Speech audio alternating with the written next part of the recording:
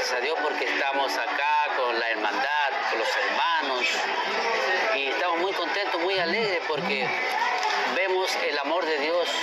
Queríamos sentir este amor de hermandad, queríamos experimentar esto que hemos visto, que es la enseñanza que siempre nos está dando el hermano Daniel, amados los unos a los otros, y es la enseñanza que viene de Dios y que nos transmite el hermano Daniel. Entonces queríamos experimentar este amor. Aún así fuera difícil el viaje, queríamos estar acá.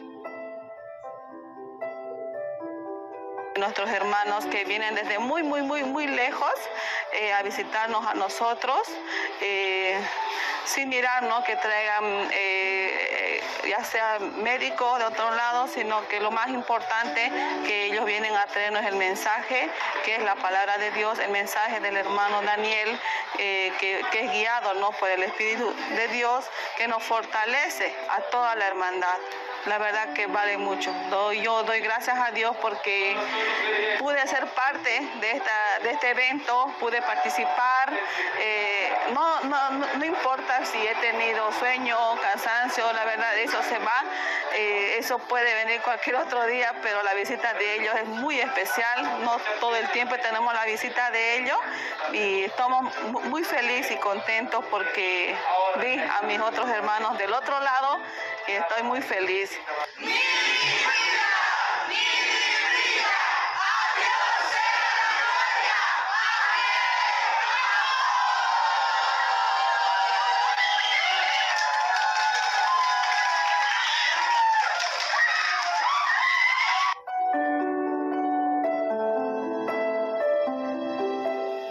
Yung pagkataon labas, talaga wala po tayong magagawa riyan.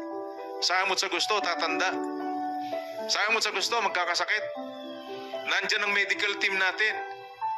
Kahit nandyan, ngayon natingnan ka. Maaari, magkaroon kayo ng ginhawa ngayon.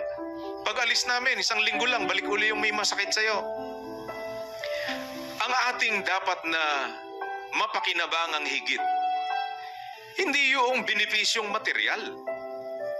Hindi yung natingnan ka o na guminhawa yung masakit sa lupang katawan mo, kundi yung ginawa nating magkakasama. Ano ang naidulot nun sa iyo sa pagkataong loob mo? Nung tingnan ka ng kapatid, nung nilingap ka ng kapatid, ito namang mga delegado, nung sila'y tanggapin ng mga kapatid dito sa Bolivia, ano naidulot niyan sa inyo? Yung pagkataong loob nyo ba lumakas?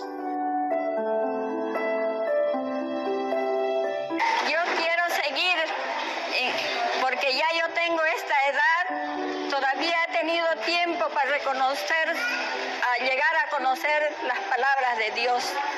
Y quiero seguir hasta el último día que ya estamos en nuestra vejez, es lo que tenemos que buscar a Él. Y yo quiero seguir, yo hice mi promesa desde el día que me bauticé, que voy a seguir, que Dios me dé fuerza hasta el último día, como dice, es mi último día, es mi fin, que yo deseo ayudar, deseo compartir y me siento muy contenta, muy feliz en esta iglesia, es muy lindo, muy lindo, muy lindo. No sé cómo agradecer a Dios y al hermano Daniel que nos los cuide y le dé la bendición, Señor, porque nos ayude siempre y esté bien cuidado por Dios. Quiero que me lo cuide y estamos en su corazón como nos dijo ahora. Gracias, Señor, gracias, muchas gracias.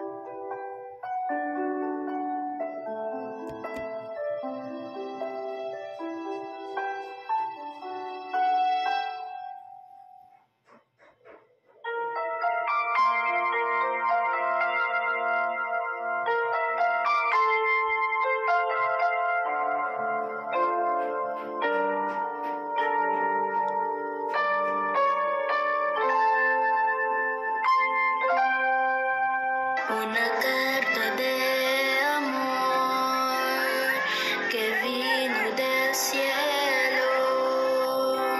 Lo que contiene es amor escrito al pueblo. Una carta de amor que pudieran leer todos que solamente entienden los que han sido llamados.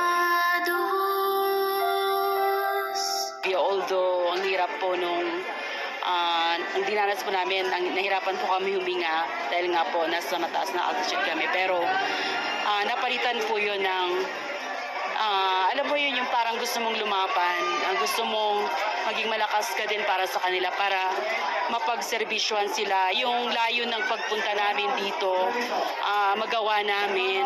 Nagpapasalamat kami sa Diyos, sa mga kapatid sa pagtanggap nila sa amin dito. At nakita po namin yung pagmamahal po nila at sa amin, yung pagtanggap po nila sa amin ay talagang very warm po. Kaya nagpapasalamat po kami sa Diyos, sa mga kapatid po na nag-receive po sa amin dito. At yung ginagawa po namin, lalo po kaming nagkakaroon ng lakas ng loob na gawin pa itong Midikwida, hindi lang po dito sa Bolivia. Nagkakaroon po kami ng lakas ng loob in the future. Sana magawa din po namin sa ibang lugar. I live in another city. I traveled approximately 16 hours. As I told you before, I'm kind of tired, but this experience is totally worth it. For me, it has been a wonderful experience.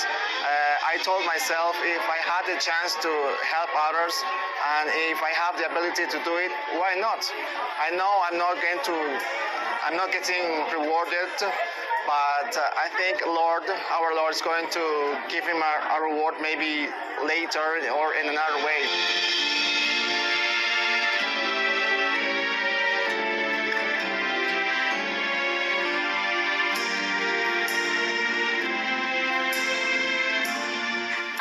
Sabi po ni Kuya Daniel, yun yung dahilan ng pagtawag sa atin. Paggawa ng mabuti, despite na mahirapan tayo, magtitiis po tayo. Humihingi ako ng tawad sa Diyos. Kaya yung po nagturo po sa akin na sabi nga po ni Brother Jocelyn, it's a learning process. And kaya nga po may aral po sa atin na yung pong pag-ibig po natin, pananampalataya, hindi po tayo stagnant, kundi we're increasing more and more. Sabi ko po sa sarili ko, salamat sa Diyos. Part po ako ng Bolivia na delegates.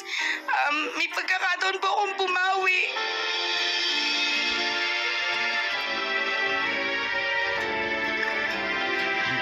Man po kami makarating sa lalong madaling panahon sa inyong lugar, laman kayo ng aming mga pananalangin sa tuwi-tuwi na. At sa anuman pong paraan, maaari kaming higit pa na makapaglingkod sa inyo, mga kapatid. Habang kami ay mayroong buhay at lakas, sisikapin po namin na sa tulong at awa ng Panginoon ay makapagpatuloy tayong sama-sama na nagtutulong-tulong upang makasunod ng kautusan ng ating Panginoong Hesukristo. Na sa anumang paraan, higit pa kaming makapagsisilbi sa inyo, naririto po kami sa tulong at awa ng Panginoon, kasama ang mga kapatid sa iba't ibang panig ng daigdig, upang tayo ay makapaglingapan sa isa't isa, makapaglingkuran sa isa't isa. At loobin nawa po ng Panginoon na kayo ay lagi pong makadalo ng ating mga pagkakatipon at lagi pong maging masigla sa pakikipagkaisa ng inyong pananampalataya, na ibig naming maiparating sa inyo, laman kayo ng aming mga pananalangin sa araw at gabi. Dalangin po namin ang lahat ng mabuti para sa inyo, mga kapatid. Yung ating mga kapatid na mga doktor, mga kapatid natin na galing sa iba't ibang lugar. Salamat po sa Diyos sa pagpupuno sa mga bagay na hindi namin agarang magagawa. Sa inyo pong pakikipagkaisa na lumigap sa ating mga kapatid, gumugol ng panahon, gumugol ng salapi, gumugol ng inyong mga lakas at ng inyong mga buhay. para po malingap ang ating mga kapatid. Salamat sa Diyos na naglalagay sa inyong puso ng mga bagay na ito. Nawa ay magpatuloy kayo mga kapatid sa paglingap sa ating mga kapatid sa iba't ibang panig ng daigdig. Gracias, Señor.